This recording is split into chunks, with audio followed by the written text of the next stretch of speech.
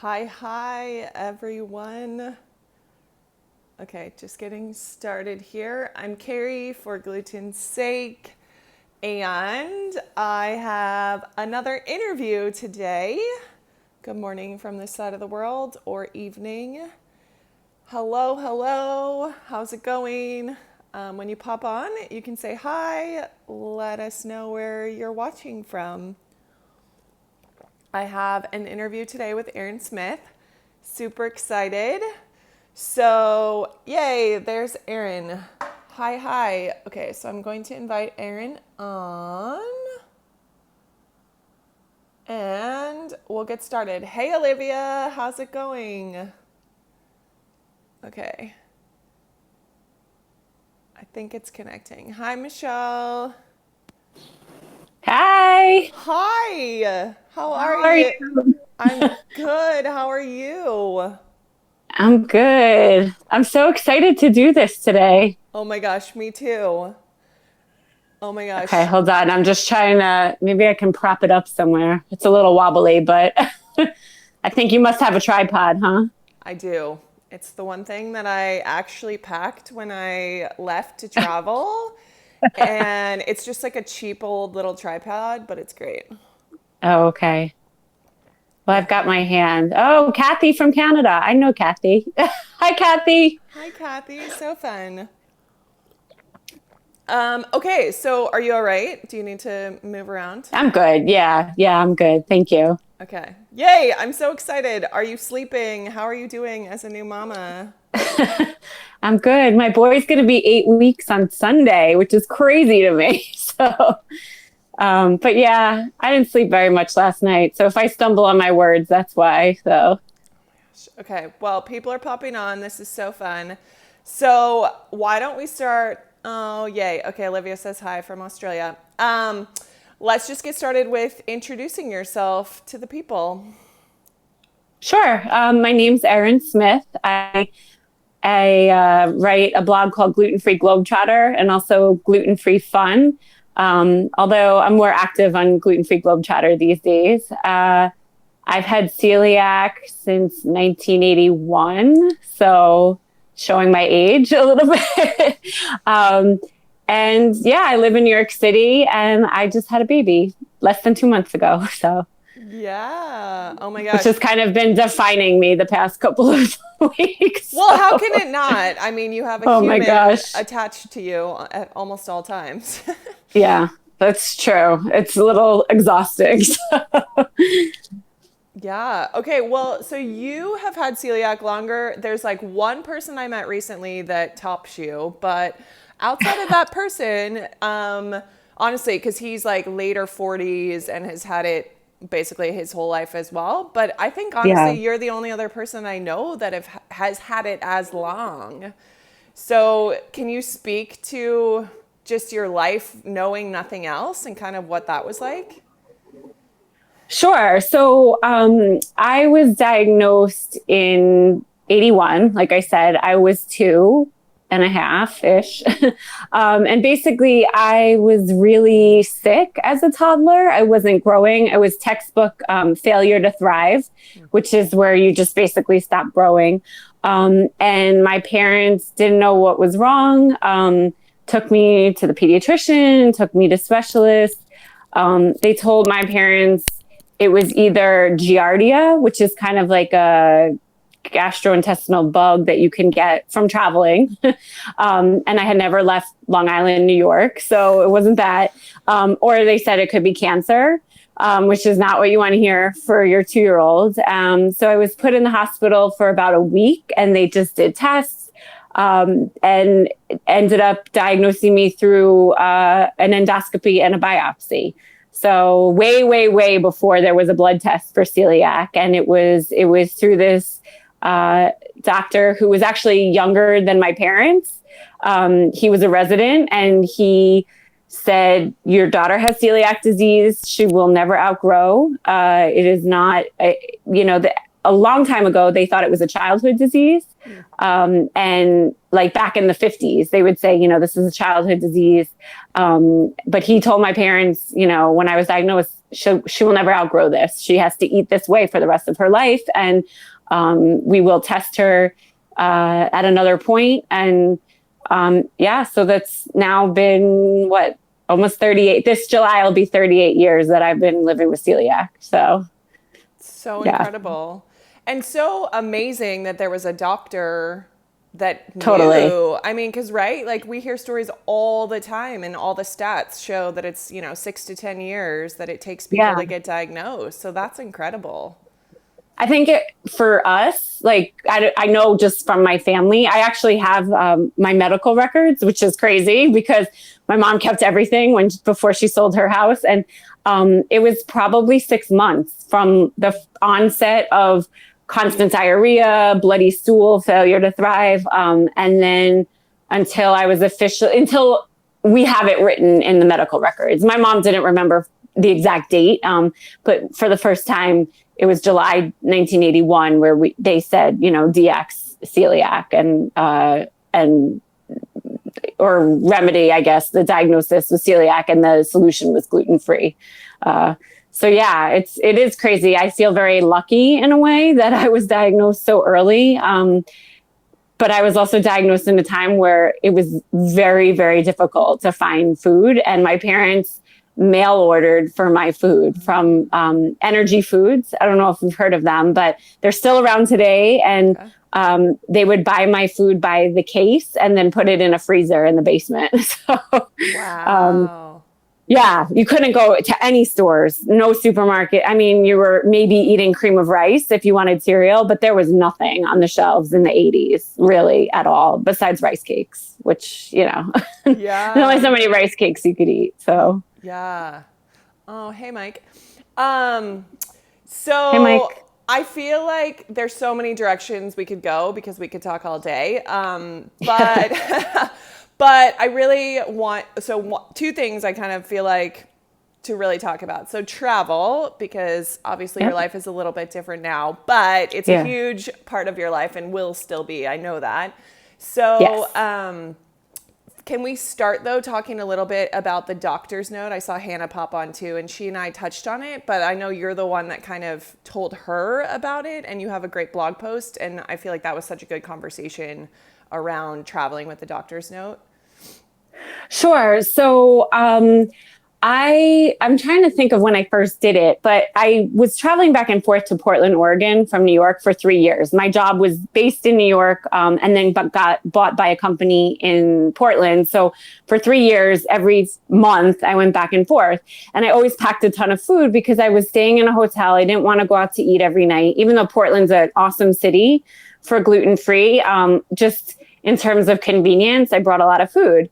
And what I realized is that sometimes my food would go through security. Other times they would take it and confiscate it. So it was really hit or miss. I feel like it's if you get a TSA agent that's either hungry or in a bad mood, like they take your food. Like sometimes yogurt would go through. Other times, they'd throw away my yogurt. So what I ended up doing was getting a doctor's note. I should add, at that time, I was also traveling with a nebulizer for my asthma. So I had a machine with me and on top of all this food. So I just got a note that said, A, this is why I have this crazy machine with me. And B, this is why I have so much food with me. So I started using that. That was probably like 2012. And then, as I started doing, I was already internationally traveling as well, but I didn't want my food to get taken away. So I started using a note for pretty much every trip. And I got like a boilerplate note from my doctor with no date on it. So basically it said, Erin Smith has celiac. I also said that I had asthma, and I have a shellfish allergy. So I kind of listed out like every reason why I have medical devices and food with me. And 9 times out of 10, when I show it, if I get a problem with my food and I show my letter, those TSA people do not want to read my letter. And they're like, fine, just go, like they don't have time for that. So it's kind of, for me, it's like a safety net, so I don't get my food taken away. Especially for the trips. And I know, this, like the long haul trips, like flying 14 hours. And if they take away your food, you're screwed pretty much. Yeah. So it's been really helpful to me. And like you said, on my blog, I have like a template of what I use. And, really in the past, probably like 3 or 4 years, I barely have to use it. I'm pretty careful with how I pack my food. I've gotten better. I won't bring yogurt anymore. And still, like, yogurt's hit or miss. Sometimes they let yogurt through and I don't understand why. Other times, like I've had those little individual like almond butter packs, like, I forget the brand, but they've taken that where they're like, oh, this is considered a liquid. So it's really, I mean, I don't know what your experience is. If they like, it's kind of arbitrary of like what people let through or not. Yeah, I agree. I mean, it's so hit or miss, which it kind of freaks me out sometimes because I'm like, what's the standard here? What are we going for? Totally. Do you find like, I find coming back to the US, they're not as strict. It seems like leaving the US, they're more strict. So do you think that as well? Yes, and then a lot of countries are very specific of like you can't bring in fruits, you can't bring in meats, Yeah. all of that kind of stuff as well. Yeah, that I've experienced both driving from Canada into the US. I've got fruit taken away. And I understand. My husband works in agriculture, so I understand like they don't want you bringing insects, but you actually strangely can't even bring plants across the border into California, which I learned when I moved. So like you can't bring certain foods across state lines and you can't bring foods across country lines. It's very strange. But coming back to the US, I usually don't have a problem. It's leaving where they don't want me to, bring liquids, I guess. Yeah. Susan So I'm says, just looking at the comments. Yeah. yeah, she says, thanks for this. Yeah, well, it was interesting because I think I can't remember, Erin, if I told you, but the conversation I had, I don't know if Hannah's still on, but when Hannah and I talked and she talked about the doctor's note, there was a doctor watching and it was awesome because she said, as a doctor, like, what do you want to see? She said, I haven't done this, but am very open to doing it, which is so great, and I think that that's where a level of education can happen and where there's so much opportunity within the medical field for people to just understand and know more. Totally. And I actually, last year I went to Singapore and I got an updated letter from my doctor. And she kind of thought it was weird. Like it was almost like a permission slip to bring food. But when I explained it to her, she's like, this totally makes sense. She's like, more people should do this because really for us, our food is our medicine. So if you're traveling with medicine like insulin or something and you need a doctor's note to get through security with insulin, like why not with our food? Like that's, and to be honest, like TSA agents, they don't really care. They're just like, they're doing their job. But if you can protect yourself by having that note, it makes a huge difference. So I'm glad you brought it up because I think it's really important and people just don't even think about it. So I've also recently, a few people in New York have told me they use it for like concerts or sporting events, like going to like a baseball game or something, having a note with them, like why you're bringing in outside food, which I thought was a really great idea. And I'm like, usually I don't bring in outside food to a concert. But if need be, especially with parents of celiac children, having that doctor's note with you, besides just travel, just kind of like in public settings where you're not allowed to bring food, I think it's a really great idea. So that's awesome. Like, think about, I mean, now places are becoming more accommodating at like stadiums and stuff, but not everywhere, right? So, and especially concert venues, like they don't necessarily have gluten-free options. Like ballpark, right? Like I think about Denver has an amazing gluten-free section, but it wasn't always that way. Yeah, and same thing here. Like City Field, where the Mets play, and Yankee Stadium this year, they've added like lots of gluten-free items, so you don't even need to bring in your own food. But it makes sense. It makes sense. I understand why you would want to. I mean, we all carry some kind of bar or some kind of something in our bag at all times, but this is just a better way to not get your food taken away. That's fantastic. I definitely will talk to people about that because I've never thought about that. I mean, I've been talking to people since you wrote your post about, traveling with a doctor's note, but have never thought about Right. public venues. That's great. Right, right. Yeah. I thought, yeah, I can't take credit for that. It was one of my readers, but I think it's an awesome idea. So No, but I mean, spread the resources. That's what I totally. love. Like, there's so many people in different stages of life or just have different experiences. And so that's why I love connecting with people because everyone has something to offer and something to learn? Yeah. Yeah. I agree. I agree. So, oh my gosh, so many great comments. Okay, so let's talk travel. What do you recommend? I don't even know where to start. Like, what's been your favorite trips? Oh my What? gosh. That's like, who's your favorite child? Well, so Um, far you have one, so you I can have one. pick. Yeah. Yes. I have a favorite child right now. You know, well, for me, all of my trips have been gluten free since I've been celiac my whole life. So, oh, hey, Hannah. I do see Hannah on there. So, you know, my family, I just want to put this in there before we get into my favorite. My family never stopped us from travel. We traveled as a family when we were young. I went on my first international. Well, I went to Canada growing up. My grandma lived there, but my first non-family trip was to Mexico when I was 18. And so I've always traveled gluten free. But I really kind of got the travel bug in the early 2000s and just kind of basically all my friends were getting married. And I'm like, I'm not ready for this. I want to go away. And I just started traveling. And like you, I'm a solo traveler. I love just like being able to do whatever you want, whenever you want, hop on a plane and go somewhere. And really, I just like became obsessed with travel. So I have so many favorites for so many different reasons.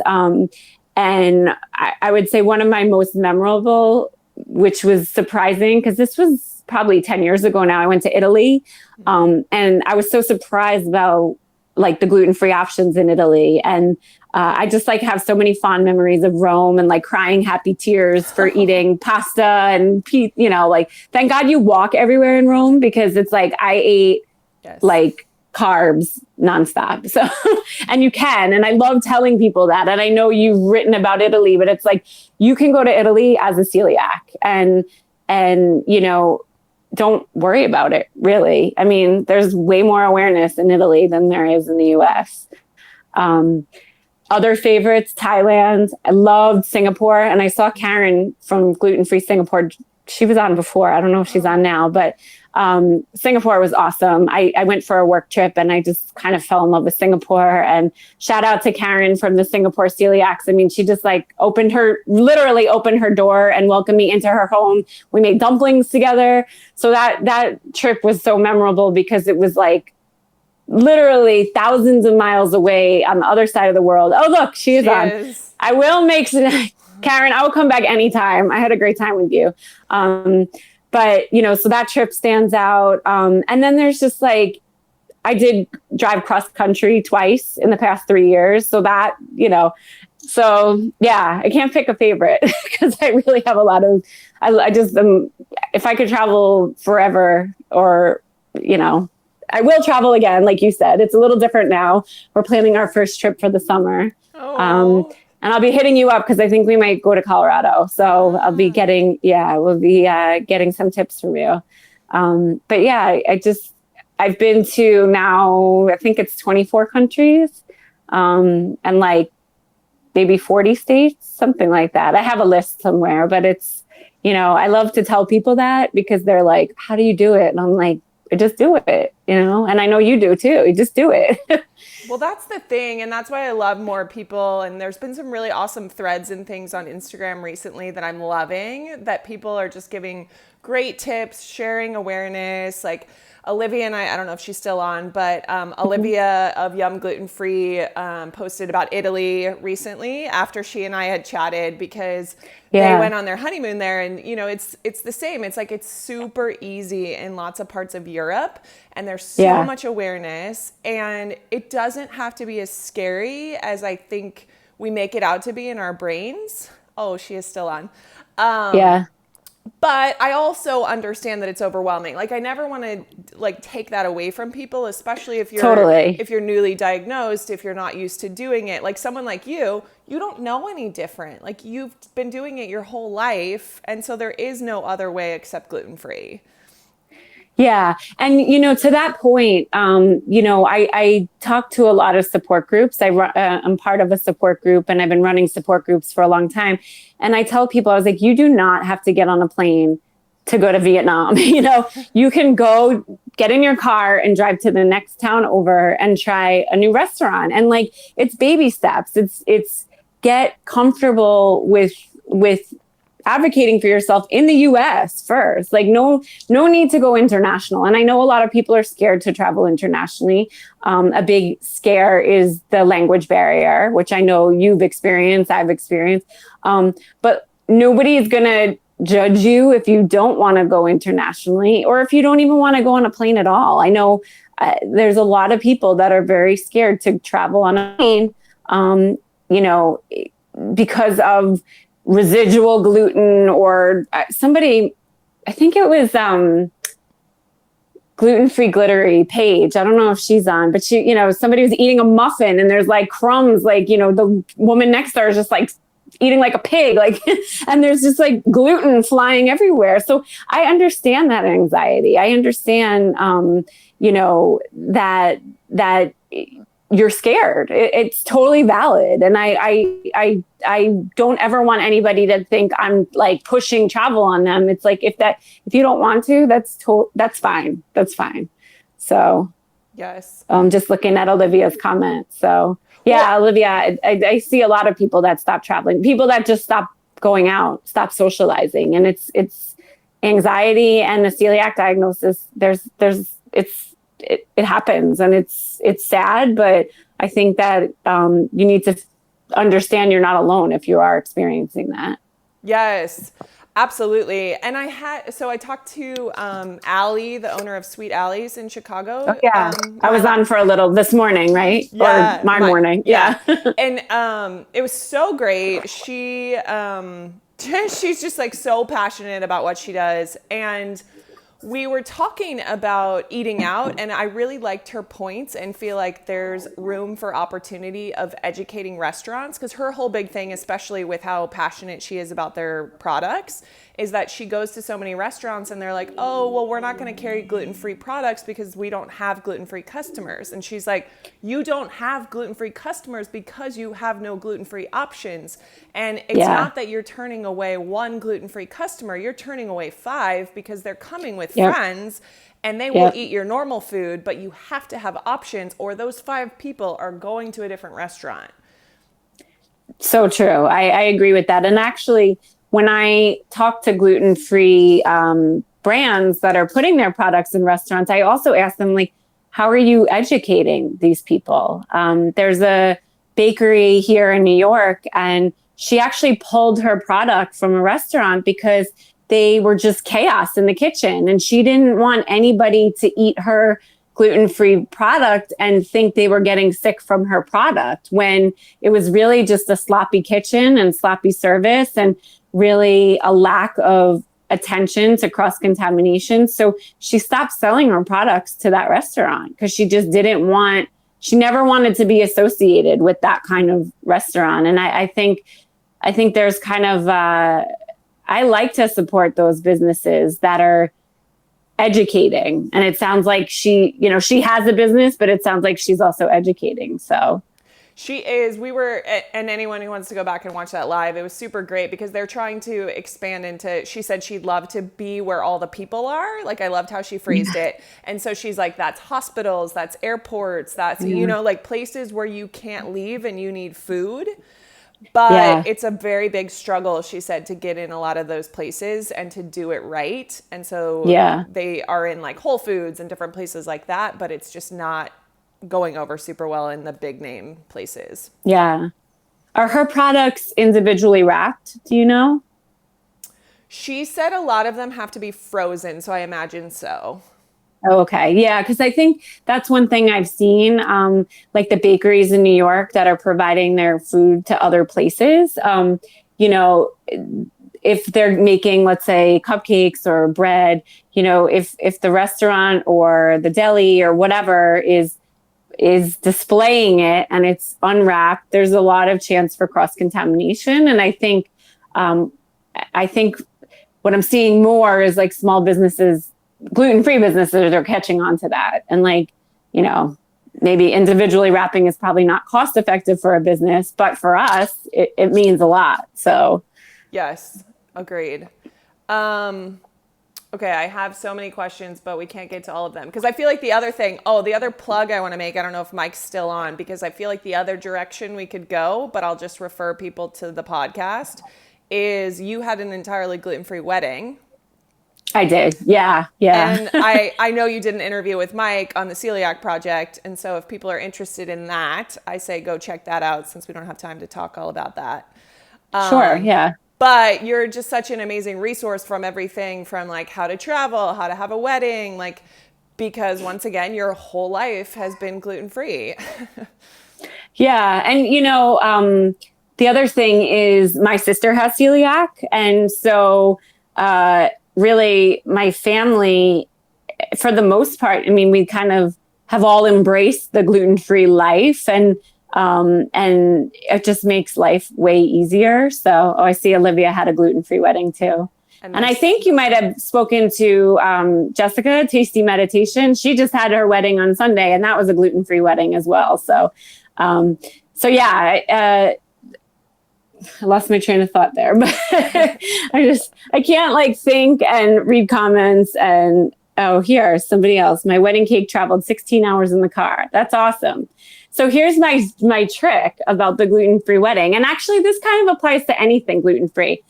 If it tastes good, people don't have to know it's gluten-free. So I made sure that, thanks, Michelle. I made sure that my food was good at my wedding and it didn't matter that it was gluten-free. Nobody knew. Nobody knew. And actually I had a friend at my wedding, like stop me from eating my own cake. And I was like, do you think I would have a wedding without being able to eat my cake? The only gluten at my wedding, my husband really wanted these special donuts from a place in Brooklyn. So we had one section on our dessert table that was a donut tree. And that was the only gluten at my wedding. So, and nobody knew and nobody cared because the food was good. We were having a good time at an open bar. So everybody was drinking anyway. Yeah. But I think this goes for anything. Like people have this misconception that gluten-free tastes like crap. And that's just not true anymore.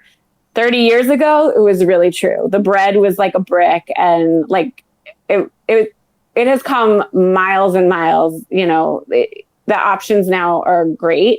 And I wish that there wasn't that stigma that gluten-free tastes like cardboard. So, and I think it's changing. Mike's still on. He said Sweet Alley's is awesome. Yes. And that's the thing, right? There's all these amazing restaurants and bakeries and breweries, which is what I love seeing because I think the beer evolution has been slower, you know? Yeah. Yeah.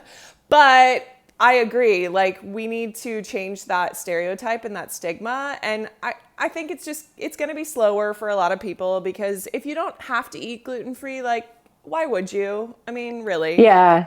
Yeah. Well, and what I'm seeing now, so this new place just opened in New York and I know some of the New York people, I'm sure Hannah's been there. It's called Modern Bread and it's amazing. It's bagels and just the food is outstanding. The whole place is gluten-free. They don't put that on the menu. They don't put it anywhere in the store, in the restaurant. they don't advertise it as gluten-free. And every time I've been there, there's like lines of people because the food is really good. The bread is outstanding and nobody knows. Same thing where I got my wedding cake, By the Way Bakery. Their original location, they don't put gluten-free in the window. So I think that's smart marketing in a way because it brings in non-gluten-free people. But then for people like us, like we want that reassurance. Like, is this actually gluten-free? So, it's kind of like, you can get in more people if you don't put gluten-free on the menu. But then people like us, we want that. We need that proof, like that hard evidence that this actually is safe for us. So, but yeah, I mean, the food is better and way better. I know you're finding gluten-free food around the world and so am I. And it amazes me with the options that I have now because I didn't have that as a kid. Yeah, I mean, I'm just amazed. Like, honestly, places like Korea, Japan that have 100% gluten-free restaurants and bakeries is unreal. Like, it's such a good time to live. Totally. And, now that you say that, I'm trying to think, like, almost every single place I've been in the world, I've either found a place that's 100% gluten-free or that has a dedicated gluten-free menu. But like you, I do a ton of research. So I'm like seeking out these places. I think maybe some of the islands I've been to in like the Caribbean aren't so great, but like it's to be expected when the island is like 5 square miles or something. But I can't, I'm really not thinking of a place that I really struggled to find food. Of course, I'm not expecting to find gluten-free muffins and bread and all that in every place I go, but I think it's totally doable to find gluten-free options, pretty much anywhere now. It absolutely is. And then what I always remind people is like, find the fruit, find the meats, find the nuts. Like, totally. You can do that in almost anywhere. Yeah, find the eggs. I've eaten a lot of hard-boiled eggs on the road,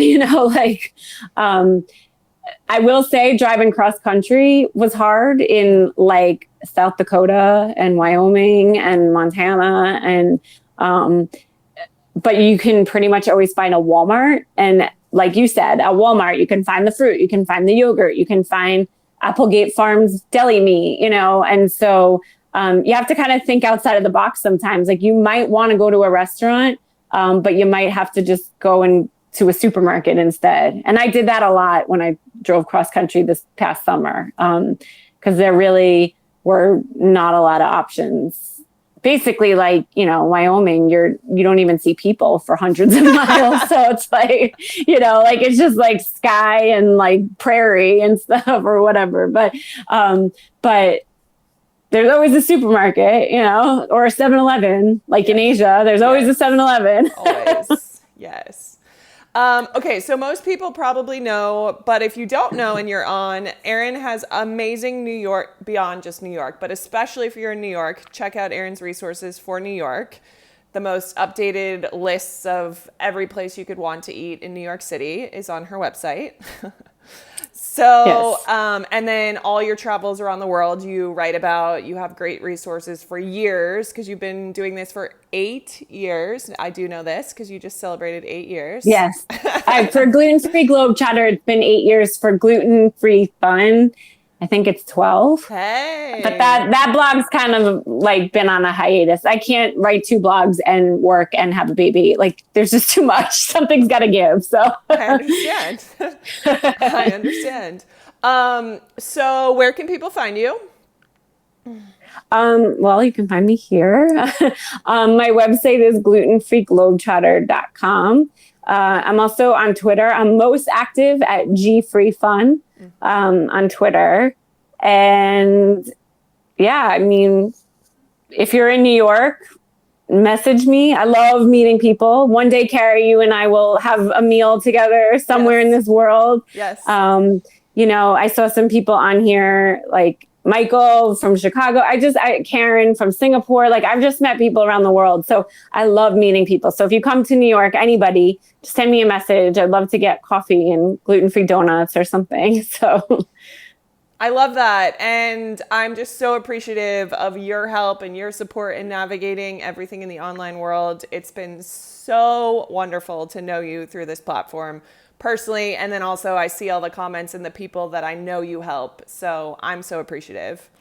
Well, thank you. And same to you. I think that, I haven't been able to catch all of these. I keep odd hours these days, but I'm really looking forward to. I'm on your mailing list, so hopefully I can get to see all of these.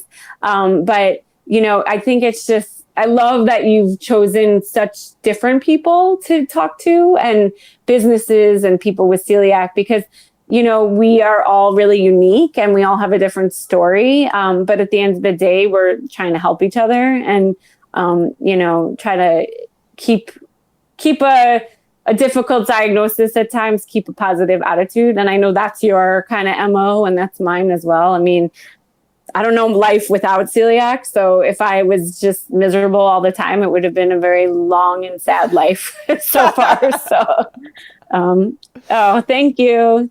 That's my girl from Queens. She lives like less than 2 miles from me, I think. Oh, So, love that. yeah.